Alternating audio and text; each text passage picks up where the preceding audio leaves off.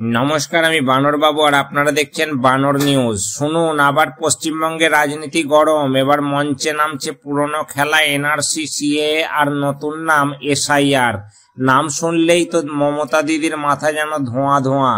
দেখো ভাই, সিএ মানে বিদেশ থেকে যারা ধর্মীয় কারণে অত্যাচার খেয়ে ভারতে এসেছে তাদের নাগরিকত্ব দেওয়া। আর এনআরসি মানে কে ভারতবাসী আর কে নয় তার হিসাব রাখা। কিন্তু পশ্চিমবঙ্গে দিদি বলছেন আমার রাজ্যে এনআরসি চলবে না, সিএ চলবে না। বলছেন আমি বেঁচে থাকা পর্যন্ত কাগজ দেখাতে দেব না। এখন হঠাৎ নির্বাচন কমিশন শুরু করলো নতুন কাজ, এসআইআর মানে স্পেশাল ইন্টেনসিভ রিভিশন, ভোটার তালিকা ঠিক করার প্রক্রিয়া। এবার দিদি বলছেন এটাই তো আসলে এনআরসি। নাম বাদ দিয়ে মানুষকে ভয় দেখানো হচ্ছে, আর তাতেই দিদির নাটক শুরু। আরে দিদি, আপনি তো বলেছিলেন ভয় পেও না, আমি আছি। এখন আবার ভয় দেখাচ্ছেন নিজেই। ভোটার তালিকা ঠিক করলে তো ভালোই কথা, যারা মরে গেছে বা ডুপ্লিকেট নাম তাদের বাদ দেওয়া হচ্ছে, তাই না? আর কিন্তু দিদি বলছেন এটা বিজেপির এনআরসি খেলা, মানুষকে নাম মুছে ভয় দেখানো হবে।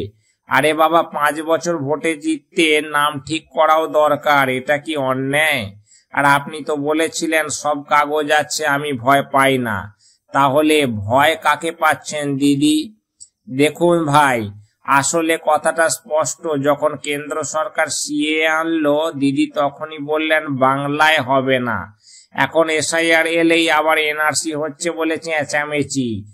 মানুষ এখন বুঝে গেছে সিএ মানে নাগরিকত্ব, আর এনআরসি মানে নাগরিকের তালিকা, আর এসআইআর মানে ভোটার তালিকা ঠিক করা। তিনটে জিনিস আলাদা, কিন্তু রাজনীতি একটাই, ভয় দেখাও ভোট টানো। বানর বাবু বলছে যতদিন রাজনীতিতে ভয় বিক্রি হয় ততদিন বাংলার নাটক চলবেই। তো বন্ধুরা, দিদির এনআরসি ভয়টা আপনার মনে ঢুকেছে নাকি? কমেন্টে লিখে বলুন তো, এনআরসি ভয় নাকি ভোটের চাল? পরের ভিডিওতে দেখা হবে, ততদিন বানর বাবু তোমার পাশেই থাকবে। চোখ খোলা রাখুন এবং রাজনীতিটা বুঝুন এবং হাসতে থাকুন। আজকের মতো এখানেই বিদায় নিচ্ছি, দেখা হবে পরের ভিডিওয়। ততক্ষণের জন্য টাটা, বাই বাই।